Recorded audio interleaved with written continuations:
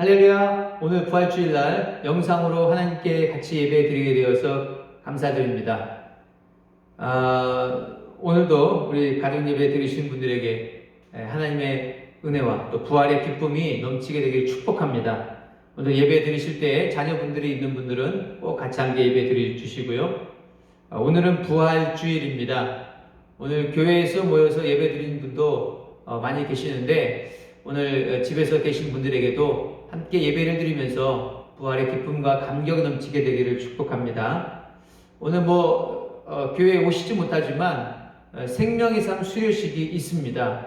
유인순 권사님과 우리 이호섭 청년 두 분 만나게 되실 때 축하해 주시고 격려해 주시기를 부탁드립니다. 우리가 정부 방역 지침을 준수해서 사회적 거리두기를 하면서 영상으로도 예배를 드리는데 교회에서 정부의 방역 지침대로 예배 전후에 방역하고 들어올 때 발열 체크 온도계를 하고 또 오실 때 마스크 쓰고 와서는 1m에서 2m 정도 거리를 띄어서 앉습니다. 그래서 오늘도 부활주일이어서 그렇게 하고 있는데 다음 주도 아마도 그렇게 되지 않을까 생각을 하고 있습니다.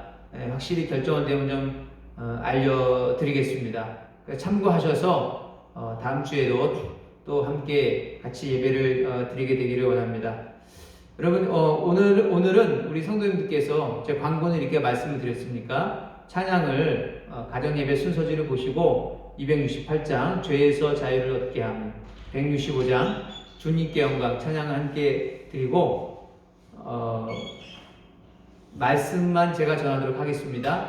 찬양을 개인적으로 가정에서 하시기를 바랍니다.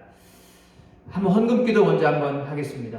하나님, 오늘도 하나님의 예배 드리는 데 있어서 오늘도 부활주일 헌금으로 하나님께 드린 손길들이 있습니다.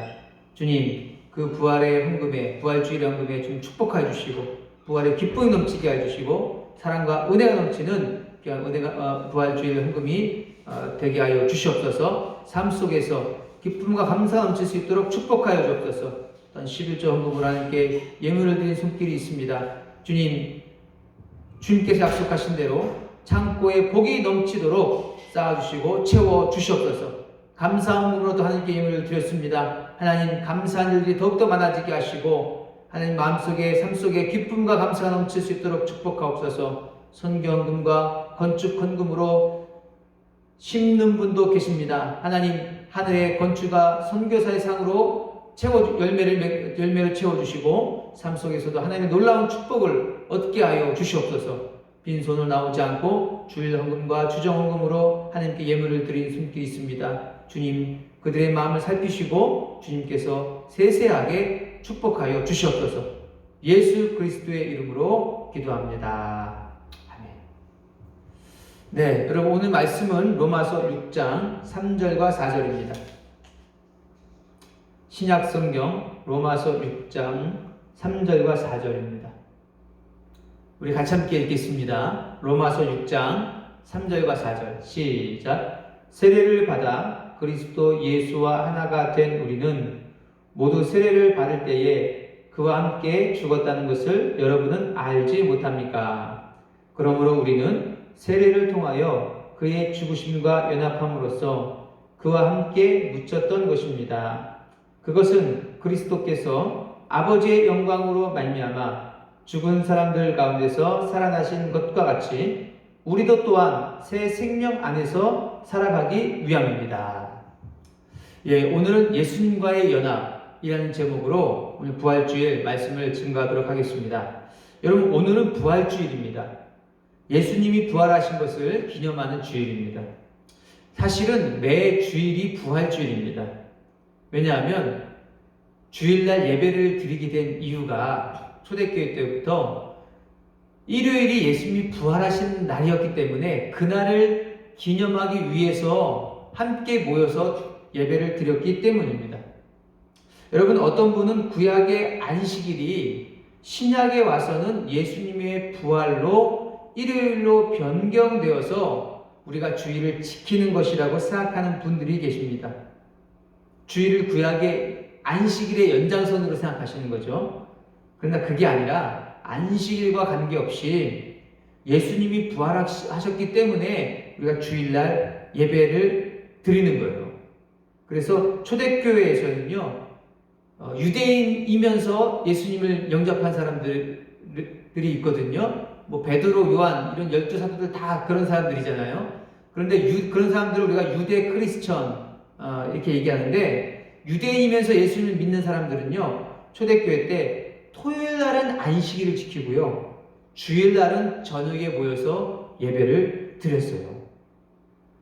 그래서 가끔 그 이단 가운데 여호와의 증인이랄지 아니면 안상홍의 증인, 하나님의 교회라고 하는 안상홍의 증인, 어머니 하나님 얘기하는 분들 있죠. 그런 분들이 구약 성경을 들이대면서 성경에 어디 일요일날 예배드리라고 나와 있는 데가 어디 있냐, 구약 성경에 보니까 안식일을 거룩히 지켜라. 근데 그 안식일은 요일로 말하면 토요일이 맞거든요. 그러면서 안식일을 거룩히 지키라고 했지 일요일날 예배드리라는 경우가 어디 있냐, 이제 그렇게 묻는 경우가 있습니다. 그래서 그럴 때 우리가 답을 해줘야 돼요. 우리가 일요일날 예배드리는 거는 구약의 안식일의 연장선으로 지키는 게 아니라 예수님의 부활하신 것을 기념하기 위해서 일요일날 예배를 드립니다. 이렇게 얘기를 하시면 됩니다. 그래서 초대교회 당시의 이방인들은요, 토요일날 안식일 지키지 않고요, 일요일날 저녁에 모여서 예배를 드렸습니다. 왜 저녁에 모였냐면 당시는 오늘날처럼 일요일이 공휴일이 아니었어요. 300년 넘어가서 로마 황제가 태양신을 숭배하기 위해서 일주일 중에 하루를 공휴일로 정하는데 그게 바로 일요일입니다. 그래서 일요일이 영어로 뭐냐면 Sunday입니다. Sunday, 태양의 날. 태양신을 숭배하기 위해서 공휴일로 지정한 날이거든요. 그래서 그게 이제 오늘날까지 이어져서 공휴일이 되었고, 우리가 오늘날에는 오전에 모여서 예배를 드리는 거예요. 그런데 초대교회 때는요, 일요일 날이 공휴일이 아니기 때문에 일 다 마치고 저녁에 모여서 예배를 드렸습니다. 그래서 일단은 오늘 우리가 일요일날 예배 드리는 이유가 뭐냐? 예수님이 부활하신 것을 기념하기 위해서. 그래서 매 주일 예배가 부활주일이고요. 오늘은 특별히 그중 가운데 1년 가운데서 한 주를 정해서 부활주일로 기념하는 그런 주일입니다. 그래서 여러분, 예수님의 부활로 우리가 부활을 생각하면서 기념하는 주일인데, 예수님의 부활로 인해서 우리에게 나타나는 두 가지 중요한 유익이 있습니다. 첫 번째는 뭐냐면 우리 육체가 부활하는 것입니다. 고린도전서 15장 20절에 보니까, 그러나 이제 그리스도께서는 죽은 사람들 가운데서 살아나셔서 잠든 사람들의 첫 열매가 되셨습니다. 여기 잠든 사람이라고 얘기하는 것은 예수님을 믿고 죽은 사람들을 말하는 거예요. 그런 예수 믿고 죽은 사람들의 첫 열매가 되셨다는 거예요. 누가? 예수님이. 그러니까 예수님의 부활은 모든 믿는 사람들의 첫 번째로 이루어진 일이라는 것입니다. 그 첫 열매가 있다는 것은 둘째 열매가 있고 셋째 열매가 있고 나중 열매가 있다는 거거든요.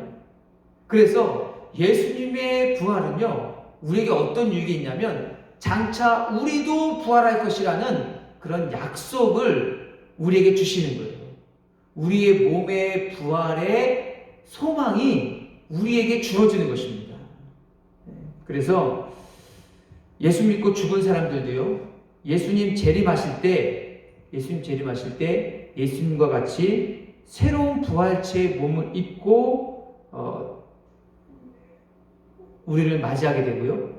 예수님 재림하실 때 살아있는 성도들은요, 예수님 재림하시면 그 순간 호련히 몸이 신령한 몸으로, 썩지 않는 몸으로, 예수님과 같은 영광의 몸으로 바뀌게 되는 것입니다. 그래서 영원토록 썩지 않는 몸을 가지고 영원한 천국에서 영원토록 예수님과 함께 살게 되는 거죠.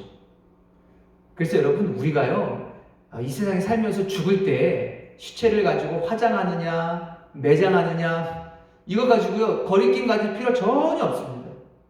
왜냐하면 화장되어도 예수님께서 우리에게 새로운 부활체의 몸을 주시기 때문에 우리가 나중에 부활하는 데 있어서 전혀 관계가 없어요.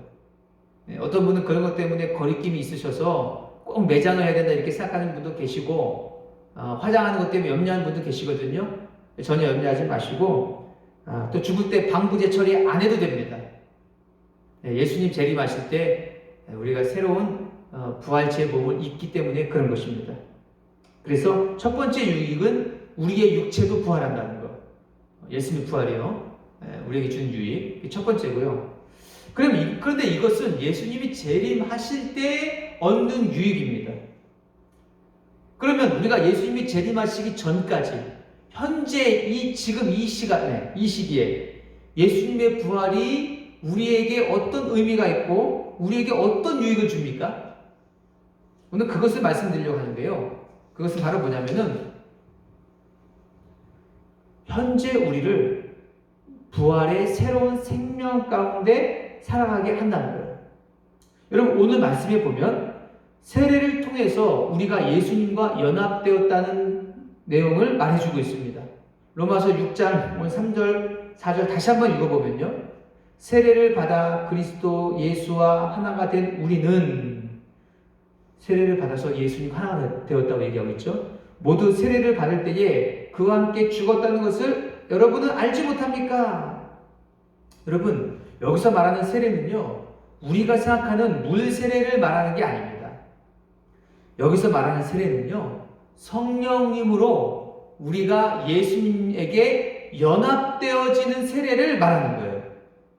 원래 세례라는 말은요 침례는 물에 담그다, 세례는 이렇게 물을 뿌리다 이건데, 세례, 침례라는 말은요 원어를 보니까 잠기다, 담기다, 몰아넣다 이런 뜻입니다. 그러니까 물에 잠기다, 물에 담기다, 물에다 몰아넣다 뭐 이런 뜻이에요. 그러니까 여러분 여기서 말하는 것은 물세례가 아니고 성령으로 우리가 예수님께 연합되어지는, 성령으로 예수님께 세례되어지는 것을 말하는 거거든요. 우리가 예수님을 나의 주인으로 영접하는 순간 우리 눈에는 보이지 않지만 우리가 성령으로 예수님께 잠겨지게 되고 담겨지게 되고 몰아넣어지게 되는 것입니다. 다시 말해서 예수님과 연합이 이루어진다는 거예요. 이게 신비로운 연합인데 예수님과 연합이 있다는 거예요. 그렇기 때문에 우리가 예수님 영접하는 순간 예수님의 십자가의 죽음에도 우리가 연합이 되는 거예요. 그래서 예수님의 죽음이 나의 죽음이 되는 거예요.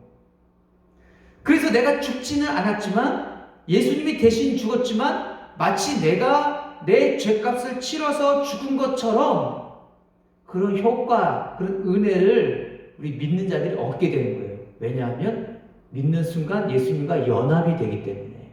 오늘 그것을 말해주고 있는 거예요. 로마서 6장 3절에서. 그래서 우리가 예수님을 영접하는 순간 우리는 보이진 않지만은 예수님과 연합이 되는데, 이것을 보여주는 것이 가시적으로 눈에 보이게 보여주는 것이 바로 물세례입니다. 여러분 원래 물세례는 물에서 이렇게 침례가 원래는 그게 더 맞습니다. 초대교회 때는 침례를 행했어요. 침례는 뭡니까? 물에 완전히 잠겼다가 다시 물에 나와서 일어서는 거거든요. 그게 우리가 예수님을 영접한 것에 대한 어떤 의미를 잘 보여주고 있다는 거예요. 무슨 말이냐면 물에 잠긴 것은 우리가 예수님과 함께 죽었다는 것을 보여주는 것입니다. 그리고 물에서 일어나는 것은 예수님과 함께 부활되어서 새로운 생명으로 다시 살아났다. 그것을 보여주는 거예요. 예수님과 함께 연합되어서 죽었다가 예수님과 연합되어서 다시 살아난 그 모습을 보여주고 있는 것입니다. 그래서요, 우리는 성령님으로 예수님께 세례되어진, 성령님으로 예수님께 연합되어진 사람들이라는 거예요. 그래서 예수님의 죽음이 곧 나의 죽음이 되는 것이고 예수님의 부활이 곧 나의 부활이 되는 것입니다. 예수님의 죽음과 연합되었기 때문에 함께 죽어서 죄의 대가를 우리가 치른 것이고요. 예수님의 부활과도 연합되었기 때문에 아직 부활체의 몸은 얻지 못했지만 부활하신 예수님의 생명을 공유하는 사람이 되었다는 거예요. 그래서 그걸 4절에서 얘기하고 있어요. 4절 다시 한번 볼까요? 그러므로 우리는 세례를 통하여 그의 죽으심과 연합함으로써 그와 함께 묻혔던 것입니다. 그것은 그리스도께서 아버지의 영광으로 말미암아 죽은 사람들 가운데서 살아나신 것과 같이 우리도 또한 새 생명 안에서 살아가기 위함입니다. 예수님의 부활과 연합되어 가지고요, 우리에게 나타나는 현상이 뭐냐면 예수님의 그 부활한 새로운 생명, 그것을 공유하며 함께 살아갈 수 있는 그 생명으로 살아가는 사람이 되었다는 거예요. 왜? 부활과 연합되었기 때문에. 그러면 예수님이 부활하신 그 새로운 생명으로 함께 살아간다는 게 무슨 의미입니까? 그 부활의 새 생명으로 살아가는 삶은 어떤 삶입니까? 로마서 6장 10절 말씀에 보면 그리스도께서 죽으신 죽음은 죄에 대해서 단번에 죽으신 것이요, 그분이 사시는 삶은, 부활하신 예수님의 삶은 하나님을 위하여 사시는 것입니다. 그러니까 여러분, 우리가 예수님을 영접해서 부활하신 예수님의 새로운 생명과 연합된 사람들이거든요. 그래서 그 새 생명을 받았기 때문에 우리가 어떤 삶을 살아가게 되느냐? 하나님을 위해서 살아가는 삶을 살게 된다는 거예요. 하나님을 위해서 살고자 하는 그런 마음이 드는 그런 사람이 되는 것입니다. 그 마음이 자꾸 드니까, 그런 마음이 드니까 내가 하나님의 뜻대로 살아가게 되고 하나님의 뜻대로 변화된 삶을 살아가게 된다는 거예요. 여러분, 그래서 예수 믿는 사람들이 변화된다는 거예요.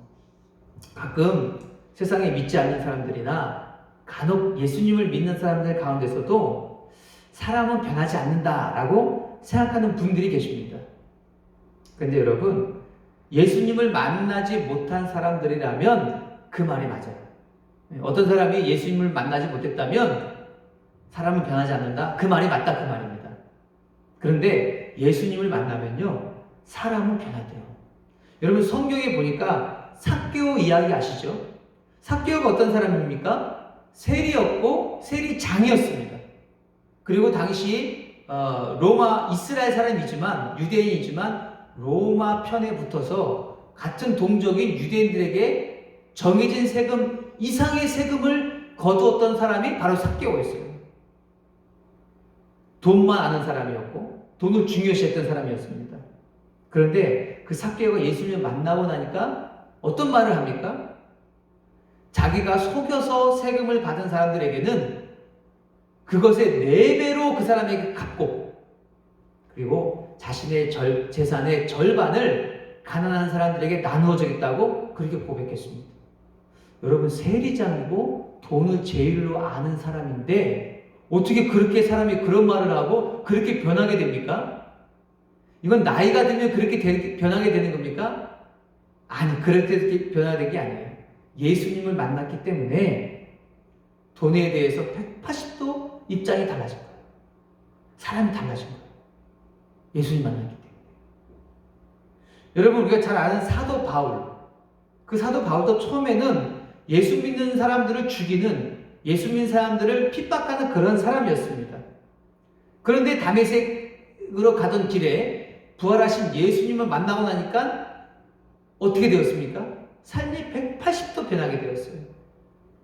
예수님을 믿는 사람을 죽이던 사람이 이제는 예수님을 증거하는 그런 사람으로 바뀌게 되었습니다. 여러분, 어떻게 이렇게 바뀌게 되었습니까? 지식적으로 조금 안다고 해서 바뀌게 되는 것입니까? 아닙니다. 부활하신 예수님을 만나니까 이제 예수님을 증거하는 사람으로 변하게 되었다는 거예요. 여러분, 우리가 사도 요한복음과 요한 1, 2, 3서, 요한계시록을 쓴 예수님의 제자 사도 요한 있지 않습니까? 사도 요한도요, 성격이 불같은 사람이었어요. 예수님을 모시고 예루살렘으로 가던 길에 직행으로 가려고 사마리아를 통과해서 가려고 하는데 사마리아 사람들과 이 유대인들과는 아주 사이가 안 좋습니다. 그래서 사마리아 사람들이 저 유대인들이 예루살렘을 간다고 하면서 자기네 지역을 통과한다고 하니까 그 통과를 못하게 막은 거예요. 그랬더니 사도 요한이 그것 때문에 분노해가지고 예수님께, 예수님, 우리가 하늘에서 불이 내려와서 저 사람 다 불태우도록 그렇게 기도할까요? 그 예수님 그 사도 요한을 꾸짖죠. 그래서 이제 사마리아 지방을 돌아서 이제 예루살렘 가게 되거든요. 그러니까 사도 요한이 그랬던 사람이라고요. 아주 성격이 불과같고 자기가 하던 일 막으면 막 그냥 뭐 크게 막 소리치고 이런 사람이었는데 그의 서신 나중에 그가 쓴 성경 요한복음과 요한 1서를 보니까 그가 뭐라고 얘기하고 있냐면 서로 사랑하라고 얘기하고 있어요. 그게 자신은 변하지 않고 말로만 다른 사람에게 당신들은 서로 사랑하십시오 이렇게 얘기를 한 것이겠습니까? 그게 아니고 요한이 바뀌었다는 거예요. 사랑의 사람으로 바뀌었다는 거예요. 그래서 요한의 별칭이 사랑의 사도입니다. 근데 어떻게 그렇게 바뀌게 되었습니까? 부활하신 예수님을 만나고 나서부터. 여러분 저도 목장 모임을 하면서 목사님 예전보다 목사님 많이 바뀌셨어요. 그런 얘기를 들었습니다. 왜 그렇게 되었을까요? 부활하신 예수님을 만나고 있으니까. 여러분 사람이 예수님을 만나면요 바뀌고요 변화되는 겁니다. 근데 그렇다면 왜 어떤 사람은 예수 믿는 사람인데 왜 변하지 않고 여전히 믿지 않는 세상 사람들과 비슷한 삶을 살아가고 있는 사람들이 왜 있습니까? 왜 그 사람들은 변하지 않습니까? 또 이런 질문이 나올 수 있어요. 근데 여러분 그래서 왜 그러냐면요 그분들도 예수님을 영접했기 때문에 예수님과 연합된 사람들입니다. 그런데 연합은 되었지만 부활하신 예수님의 영으로 충만하지 않기 때문에 그런 거예요. 예수님의 영은 성령님을 말하고 있습니다. 성경에서 성령님을 하나님의 영 또는 그리스도의 영 또는 거룩한 영, 성령 이렇게 표현하고 있거든요. 성령은 다른 그리스도의 영입니다. 그런데 부활하신 그리스도의 영으로 충만하게 되면 어떻게 됩니까? 그 영이 충만하게 되면 나의 영과 혼과 몸을 그 성령님이 그리스도의 영이 나를 지배하는 거예요. 충만하니까. 충만하면 충만할수록 나의 영과 혼과 육을 지배하기 때문에 내가 그리스도와 같은 삶을 살게 되는 거예요. 그리스도의 영으로 충만하니까. 반대로 그리스도의 영으로 내가 충만하지 않게 되면 내가 그리스도와 연합된 사람이라 할지라도 나의 영과 혼과 몸이 그리스도의 영의 지배를 받지 못하기 때문에 왜 충만하지 못하니까 내가 예전에 살던 육신을 따라 살던 습관대로 살기 때문에 예전의 모습대로 살아가게 되는 거예요. 그래서 다시 말하면 우리는 얼마든지 그리스도를 닮아가는 변화된 삶을 살 수 있는 예수님과 연합된 사람이 되었지만 그분의 영으로 그 부활하신 예수 그리스도의 영으로 얼마나 충만해지느냐에 따라서 얼마나 지속적으로 그리스도의 영으로 충만하게 사느냐에 따라서 우리의 삶의 모습이 바뀌게 된다는 거예요. 말하자면 이거예요. 예전에 제가 신문 기사를 봤는데 앞으로는 공유하는 시대가 대세가 될 거라고 얘기합니다. 차도 공유하고 다른 것도 뭐 집도 공유하고 서울시에서는 자전거를 공유해서 지금 하고 있지 않습니까? 그래서 자전거 갖다 놓고 돈만 이렇게 입력하면 탔다가 다시 또 다른 거 놓고 그럼 다른 사람이 와서 그 자전거 또 돈 내고 또 타고 또 놓고 자전거 공유를 지금 실제로 이렇게 하고 있지 않습니까? 여러분 이렇게 지금 공유 시대가 되고 있는데 우리가 이러한 그 공유할 수 있는 자격을 다 갖고 있어요. 다 시민들이니까. 다 가지고 있어요. 그런데 그런 공유할 수 있는 자격을 가지고 있지만은 내가 그것을 하고 있는 것들을 사용하지 않고 있으면 어떻게 됩니까? 나는 전혀 차도 없고 자전거도 없는 사람처럼 살아가게 되지 않습니까? 내가 공유한 자격이 있지만 그 공유를 하지 않으면 공유로 사용하지 않으면 바로 이와 같다는 거예요. 우리는 부활하신 예수님과 연합되어서 부활하신 예수님의 새로운 생명을 공유하는 사람이 되었다는 거예요. 그런데 그 새로운 생명, 그것이 그리스도의 영, 성령님으로 우리에게 그 생명력이 임하는데 내가 성령으로 충만하게 되어서 그 생명력을 아주 많이 끌어다 쓰면 우리가 하나님을 위한 삶을, 변화된 삶을 살아가는 마음이 많이 들어서 그런 삶을 살게 되는 거고요. 내가 새로운 생명을 공유하는 사람이 되었지만 성령님으로 충만하지 않으면, 성령님으로 그 부활하신 생명을 끌어다 쓰지 않으면 하나님을 위한 삶을 살 수가 없게 되는 거예요. 이 이치라는 거예요. 그래서 여러분, 우리는요, 부활하신 그리스도와 연합된 사람으로서 부활하신 그리스도의 영으로 충만해지는 것에, 부활하신 그리스도의 영으로 새 생명을 끌어다 쓰는 것에 초점을 맞추고 그것을 추구하며 살아가는 사람이 되어야 되는 거예요. 성령으로 충만할수록 하나님을 위해 사는 삶을 사는 마음이 많이 들게 되어서 변화된 삶을 살게 되는 겁니다. 그래서 여러분, 성령으로 충만할수록 가정에서 아내를 사랑하는 남편이 되는 거고요. 성령으로 충만할수록 가정에서 남편을 존중하는 아내가 되는 겁니다. 또 여러분, 성령으로 충만할수록 이웃을 섬기는 사람이 되는 거예요. 성령으로 충만할수록 끊기 어려운 중독을 끊고 죄를 버리고 자유하는 사람이 되는 것입니다. 그래서 사람이 점점 더 변하고 점점 하나님을 위해 사는 온전한 사람으로 되어져 가는 거예요. 그래서 여러분, 예수님의 부활하심을 다시 한번 생각하는 이 부활주일에 우리가 부활하신 예수님과 연합된 사람이 되었다는 것을 다시 한번 알게 되시기를 축복합니다. 그래서 이 예수님과 부활과 연합되었기 때문에 우리가 주님이 장차 재림하실 때 우리의 몸도 다시 새로운 몸으로 부활을 하게 되고요. 현재 지금은 부활하신 그 예수님의 새로운 생명을 공유하는 그러한 사람이 되었다는 거예요. 그래서 이제는 그 부활하신 예수님의 새로운 생명을 공유한 사람이 되었기 때문에 성령님으로 그 생명을, 새로운 생명을, 하나님을 위해 살고자 하는 새로운 생명을 충만하게 끌어다 쓰시는 우리 새감교회 식구들이 되시기를 축복합니다. 거기에 초점을 맞추시기를 축복합니다. 이제 우리가 해야 될 일은 그거예요. 부활하신 그리스도의 영으로 충만한 사람이 될수록 하나님을 위한 삶, 이웃을 섬기고 사랑하는 삶으로 되어져 바뀌게 된다는 거예요. 그래서 오늘 이 부활절 날에 우리 부활하신 그리스도의 영으로 모두 충만하게 해달라고 시간 같이 함께 기도하시고, 그 부활하신 영으로 충만하셔서 하나님을 더욱더 사랑하고 이웃을 사랑하고 가정을 사랑하고 직장에서도 동료들을 사랑하고 주변 사람을 더욱더 섬기는 우리 모든 식구들 되시기를 예수 그리스도의 이름으로 축복합니다. 여러분, 이 시간 함께 기도하겠습니다. 하나님, 이 시간 부활하신 그리스도의 영으로 우리에게 충만하게 채워 주시옵소서.